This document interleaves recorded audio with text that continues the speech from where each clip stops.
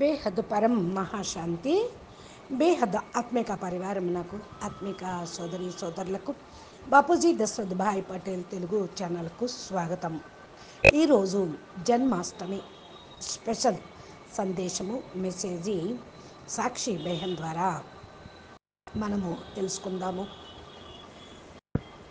ఈ యొక్క కథ అందరికీ తెలిసిన విషయమే.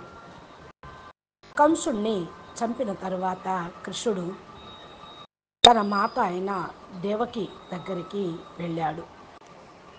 వెంటనే తన తల్లిదండ్రులైన దేవకి వసుదేవులను చూడటానికి, వారిని కారాగారం నుండి విముక్తి కలిగిద్దామని వారిని ఉంచిన కారాగారానికి వెళ్ళాడు. దేవకి మాత కృష్ణుని చూసి, వెంటనే నాయన, నువ్వే పరమాత్మవు కదా, నీకు ఎన్నో దైవిక శక్తులు ఉన్నాయి, అయినా నువ్వు ఎందుకు 14 సంవత్సరాలు ఆగావు? కంసుణ్ణి సంహరించటానికి, కారాగారం నుంచి మమ్మల్ని విడిపించటానికి అని అడగటం జరిగింది. అప్పుడు కృష్ణుడు ఇలా అన్నాడు, అమ్మా, నన్ను క్షమించు. నీవు నన్ను 14 ఏళ్ళు అరణ్యవాసం చేయమని అడవులకు ఎందుకు పంపావు? నా గత జన్మలో అని చిరునవ్వుతో అన్నాడు. దేవకి ఆశ్చర్యచకితురాలైనది. కృష్ణ, ఇది ఎలా సాధ్యం? ఎందుకు ఇలా అంటున్నావు అని అడిగింది. అప్పుడు కృష్ణుడు అన్నాడు, అమ్మ, గత జన్మలో గురించి నీకు ఏదీ జ్ఞాపకం ఉండదు, కానీ నువ్వు గత జన్మలో కైకేవివి, నీ భర్త దశరథుడు. దేవకి మరింతగా ఆశ్చర్యపడుతూ కుతూహలంగా అడిగింది, అయితే మరి కౌసల్య ఎవరు ఈ జన్మలో అని అడిగింది. కృష్ణుడు ఇలా అన్నాడు, ఇంకెవరు, యశోదా మాత. 14 సంవత్సరాలు తల్లి ప్రేమను ఆమెకు దూరం చేశావు గత జన్మలో. అది ఈ జన్మలో ఆమె తిరిగి పొందగలిగినది. ఎంతటి వారైనా కర్మ ఫలాలను అనుభవించక తప్పదు. భగవద్భక్తులైన వాటి నుంచి తప్పించుకోలేరు అని చెప్పడం జరిగింది. కర్మ యొక్క సిద్ధాంతము ఈ విధంగా బలీయంగా తయారయ్యే ఉంటుంది, అనుభవించాల్సిందే. ముక్తియే ఓ ఉపాయంగా చెప్తూ ఉంటారు. ఇక్కడ ఏదైతే మనము ఫస్ట్ ఈ యొక్క ఉపదేశం ఇచ్చామో జన్మాష్టమికి సంబంధించి, భగవద్గీతలో కూడా కృష్ణ పరమాత్మ యొక్క ఉపదేశము మహాభారత సమయంలో చాలా మహత్వపూర్ణమైనటువంటి భాగంగా అందరికీ అందుబాటులో ఉన్నది. దీనిలో అర్జునుడికి కృష్ణుడు మధ్యన జరిగినటువంటి సంవాదం. కృష్ణ పరమాత్మ అర్జునుడికి మోహ మాయ నుండి విముక్తి పొందేటువంటి ఉపాయం చెప్పాడు. ఇక్కడ ప్రశ్న ఏంటి అంటే, దీనిపైన అందరూ పరదా వేసుకుంటారు. మాయ అంటే ఈ సంసారం అనే మాయ నుండి బయటపడటం. జ్ఞానం యొక్క నేత్రము ఇస్తే జ్ఞాన చక్షువుతోటి ఏది మాయ, ఏది సత్యము, అసత్యము అని తెలుసుకుంటారు. వినాశనం అయిపోయేదంతా అసత్యము, కంటికి కనిపించేదంతా అసత్యము. ఏదైతే వినాశనం కాకుండా స్థిరంగా ఉంటుందో అది అవినాశి. ఇదే జ్ఞానం చెప్తూ ఉంది. ఆత్మయే అవినాశి, పరమాత్మయే అవినాశి. ఈ కళతోటి చూసేటువంటి ప్రపంచమంతా మాయే. అందుకని జగత్ మిథ్య, మాయా అని కూడా చెప్పారు. అర్జునుడు, నువ్వు ఇవన్నీ కూడా ఇప్పుడు ఎదుర్కోవాల్సి వస్తుంది. వీళ్ళందరూ ఎవరు అంటే, ఎదురుగా ఉన్నటువంటి వాళ్ళు చాచా మామ అంటే పెంతండ్రులు, తాతలు, ముత్తాతలు, సోదరులు, అన్నదమ్ములు అని అనుకుంటారు అని చూస్తూ ఉన్నావు నువ్వు. కానీ ఆత్మను తెలుసుకుంటే ఇక్కడ కర్మ సిద్ధాంతం అనేది ఇవ్వబడుతూ ఉంది. ఫస్ట్ ఏదైతే జ్ఞానం లభించిందో అది కథ రూపంలో మనకు మీకు పాయింట్స్గా చెప్పడం జరిగింది. కర్మ అనేది ఎవరు చేసినా, ఎప్పుడు చేసినా, ఎక్కడ చేసినా కర్మ ఫలితం అనేది లభిస్తుంది. కర్మలు చెయ్యండి, కానీ ఫలాపేక్ష లేకుండా, మరి వితౌట్ అటాచ్మెంట్ చేయండి కర్మలు అని చెప్పడం జరుగుతుంది. భలే భగవంతుడైన రాముడైనా సరే అవతారం తీసుకున్నారు. మానవ రూపాన్ని ధారణ చేశారు. మానవ దేహంలోకి వచ్చిన తర్వాత వారికి కూడా కర్మ సిద్ధాంతం అనేది తగులుతూనే ఉంటుంది. సిద్ధాంతాన్ని అనుసరించాల్సిందే. ఎవ్వరూ కూడా కర్మ నుండి బేదాగ్ కాలేరు. అంటే ఒక నియమం అనుసారంగా ఈ సృష్టి మొత్తం నడుస్తూనే ఉంది. అందరికీ ఒకేలాంటి మరి ప్రాప్తి కూడా ఉండదు. ఉన్నతము నీచము అనేటువంటి చిన్న భావన అనేది ఉండదు. కృష్ణుడు కూడా కోరుకున్నది ఇదే. బాల్యం నుండి కూడా అందరూ కలిసి పంచుకోవాలి, కలిసిమెలిసి ఉండాలి, జాతి మత భేదాలు లేకుండా ఉండాలి అని. ఏదైతే ఫస్ట్ మీకు నేర్పడం జరుగుతుందో అది మరి జ్ఞానం ద్వారా కర్మల నుండి ముక్తి పొందటం నేర్చుకుంటారు. కర్మ చెయ్యాలి. అదే కృష్ణుడు అర్జునుడికి చెప్పిందనమాట. నువ్వు చేయకపోతే డ్యూటీలాగా అది ఎవరు చేస్తారు? నీ డ్యూటీ నువ్వు చెయ్యి. కర్మ ప్రధానమైనటువంటి కర్మభూమి ధర్మభూమి. కానీ కర్మతోటి ఏదైతే ప్రతిఫలం వస్తుందో దాన్ని నువ్వు ఆశించకు. మంచైనా చెడైనా నువ్వు చేసుకుంటూ వెళ్ళు అని ఉపదేశం ఇచ్చాడు. దీని గురించి మీరు కూడా మనమందరం కూడా వినే ఉన్నాము. ఈరోజు ఇంపార్టెంట్గా 5 విషయాలు ఉపదేశం కర్మయోగము ధ్యాన యోగము అనేది కూడా చెప్పడం జరిగింది. దీని యొక్క పరిణామం ఎలా ఉంటుందో అని కూడా మీకు అర్థం చేయించాము. అసలు కృష్ణ శబ్దము మనోహరమైనది. సాక్షాత్తు శ్రీ మహావిష్ణువు మరో రూపమే కృష్ణ పరమాత్మ. ద్వాపరయుగంలో పుట్టి దుష్ట శిక్షణ శిష్ట రక్షణ చేసిన కరుణామయుడు, కారుణ్యశీలుడు, ఆదర్శ పురుషుడు. ప్రేమ తత్వాన్ని అనేక దృక్పథాల్లో విపులీకరించిన ఆదర్శమూర్తి. ప్రేమ పొందటానికే మాతృ ప్రేమ కోసమే అవతారం తీసుకున్నాను అని కృష్ణుడు కూడా కృష్ణ పరమాత్మ చెప్పాడు.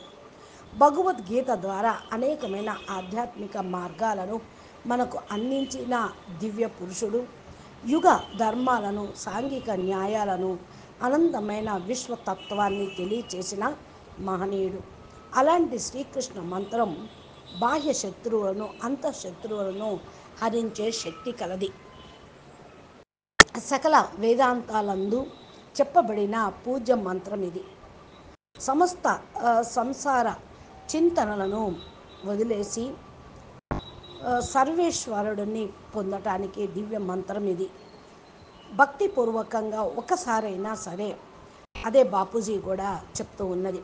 కృష్ణుడు భక్తులైనా రాముడు భక్తులైనా సతోప్రధానమైన భక్తి స్వచ్ఛమైన మనసుతోటి హృదయపూర్వకంగా ఎవరైతే చేస్తారో వాళ్ళు అంతిమ సమయంలో మరి ఏదైతే వాళ్ళ యొక్క తత్వాన్ని తెలుసుకుంటారు. ఎవరిని పూజిస్తున్నాం, వాళ్ళు ఎవరు, ఎక్కడి నుంచి వచ్చారు అని తెలుసుకుంటారు. మన జ్ఞాన మార్గంలో అయితే రాముడు కృష్ణుడు ఆల్మైటీ అథారిటీ యొక్క అంశావతారం అంశాలు కనుక ఈ యొక్క వీరి భక్తి చేసిన వాళ్ళు వారిని పొందుతారు.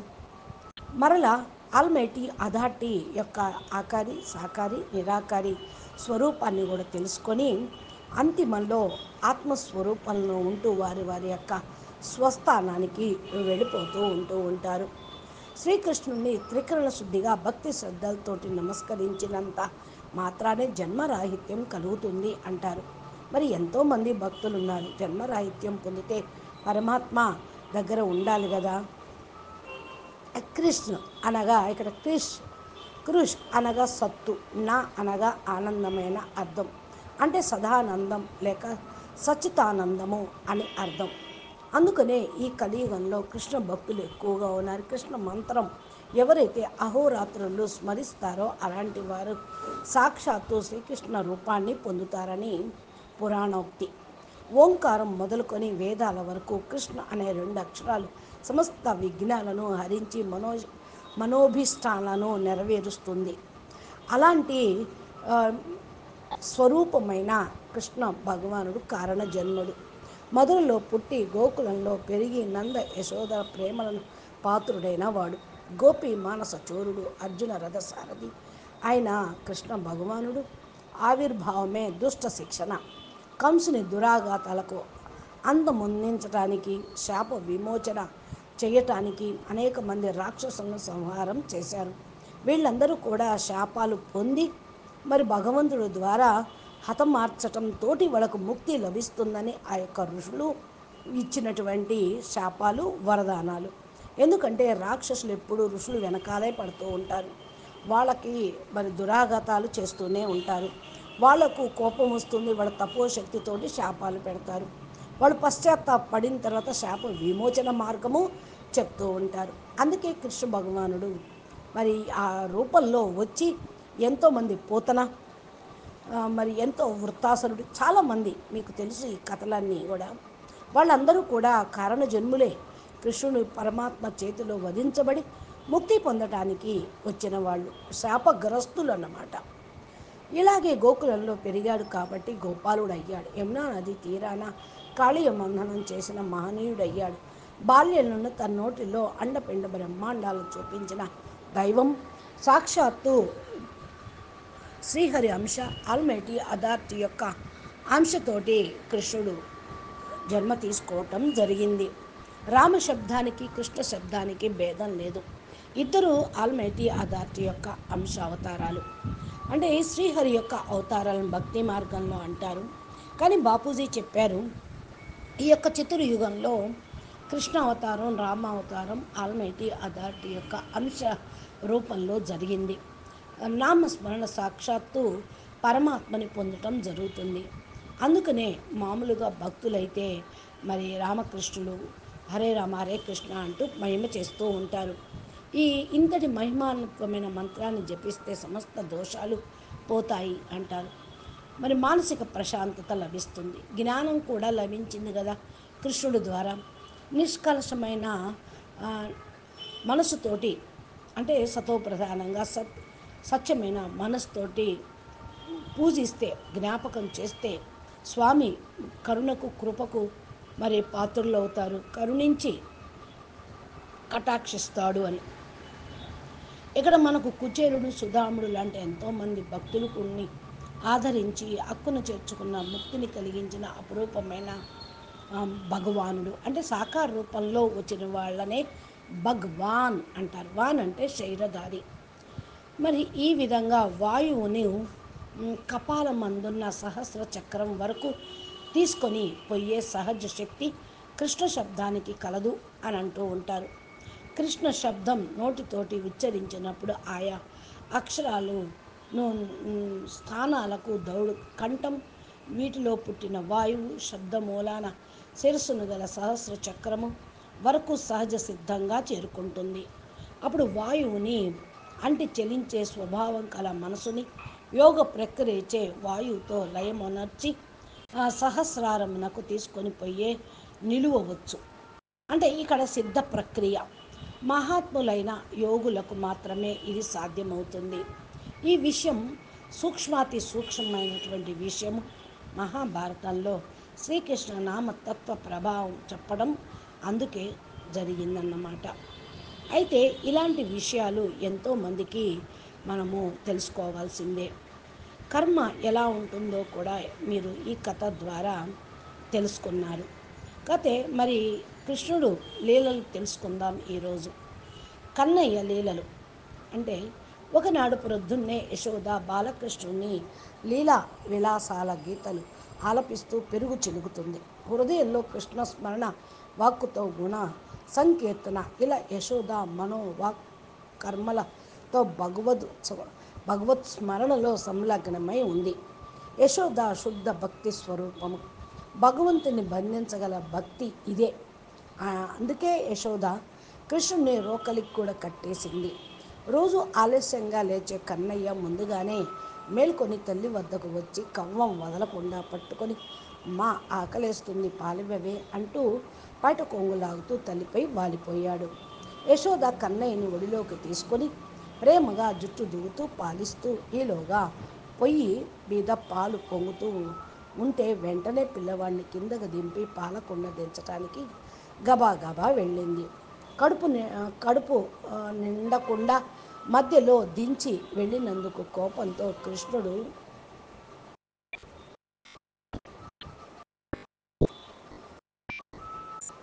ఒక వాడి గల రాయితో పెరుగు కుండను పగలకొట్టాడు. అలాగే ఉంటాయి కృష్ణుడి యొక్క చిలిపి చేష్టలు. కృష్ణుడి యొక్క లీల అంటే నాకేం తెలుసు అంతా గోపాలుడికే తెలుసు అనేటువంటి వాళ్ళు కల్మషం లేని భక్తుణ్ణి ఆదుకున్న కృష్ణుడి యొక్క లీల. ఇది నిత్యం యథార్థంగా జరిగినదా? ఉత్తరప్రదేశ్లో 50 ఏళ్ల క్రితం గంగా నది ఒడ్డున ఒక చిన్న గ్రామంలో పడవ నడుపుకునే ఒక వ్యక్తి ఉండేవాడు. ఆయనకి 3 సంతానం, ఒక అమ్మాయి, 2 అబ్బాయిలు. అతను చాలా అమాయకుడు.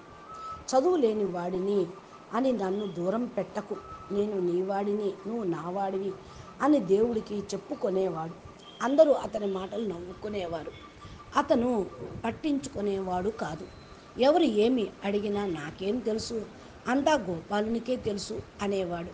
కూతురికి పెళ్లి చేయటానికి డబ్బు అవసరమయ్యి ఒక వ్యాపారి దగ్గర అప్పు తీసుకొని పెళ్లి చేసి 2 సంవత్సరాలు కష్టపడి డబ్బు కూడబెట్టి అప్పు తీర్చటానికి వ్యాపారి దగ్గరికి వెళ్ళినప్పుడు ఇతను అమాయకుడని తెలిసిన వ్యాపారి అప్పు తీరిపోయిందని చూపే పత్రం తన దగ్గరే పెట్టుకొని ఇంకా ఇన్ని రూపాయల అప్పు ఉంది అని చెప్పి ఒక నకిలీ పత్రాన్ని తయారు చేసి దాన్ని అతనికి ఇచ్చి పంపాడు.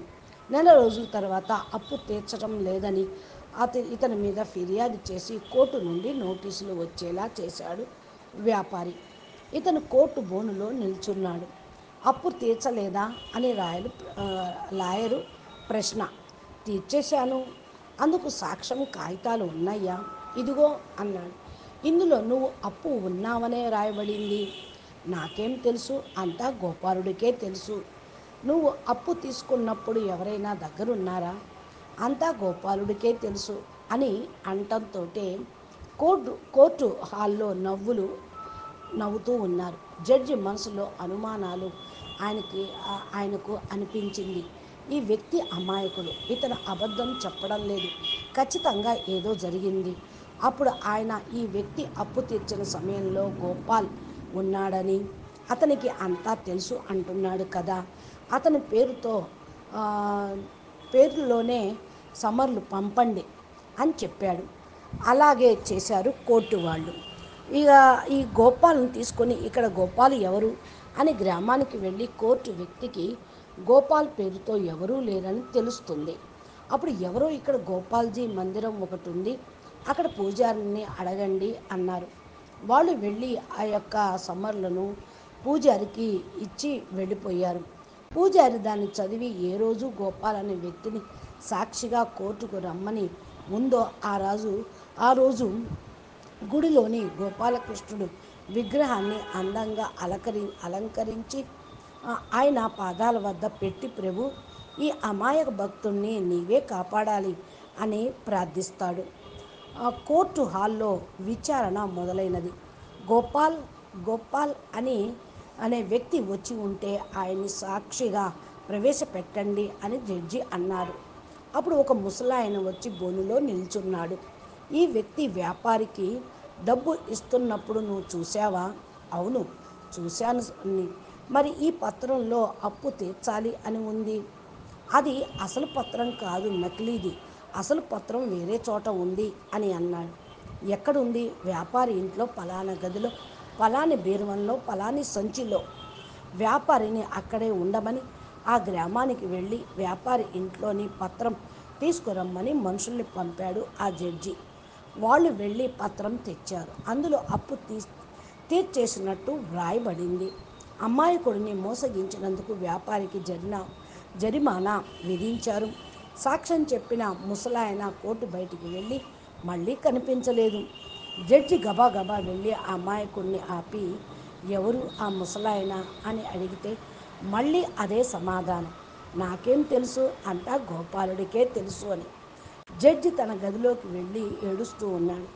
గమనించిన లాయర్లు ఇతరులు పరిగెత్తుకెళ్ళి ఆయన్ని, సార్ మీరెందుకు ఇలా దుఃఖిస్తున్నారు అని అడిగితే ఆయన అన్నాడట, నేను జడ్జిగా దర్జాగా కుర్చీలో కూర్చొని జగదీశ్వరుణ్ణి బోనులో నిలబెట్టి ప్రశ్నించానే, ఈ ఘోర పాపానికి ప్రాయశ్చిత్తం ఉంటుందా అని. ఆ తర్వాత జడ్జి గారు ఏం చేశారో తెలిస్తే మనం ఆశ్చర్యపోతాం.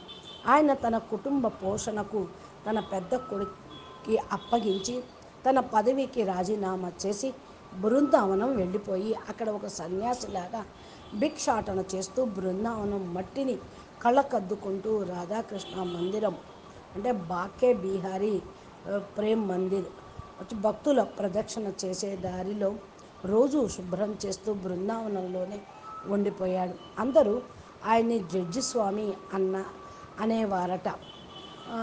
డిజిటల్ యుగంలో ఈ మాయలు చమత్కారాలు ఏమిటి అని ప్రశ్నించే వారికి నీతో వాదించను, నమ్మిన వారికి గుడిలో ఉన్నాడు, నమ్మని వారికి గుండెలో ఉన్నాడు, నమ్మిన వారికి గుండెలో ఉంటాడు, నమ్మని వారికి గుడిలో ఉంటాడు అని మొత్తానికి ఉన్నాడు అనేటువంటి విషయము ఇక్కడ తేట తెల్లం అవుతుంది.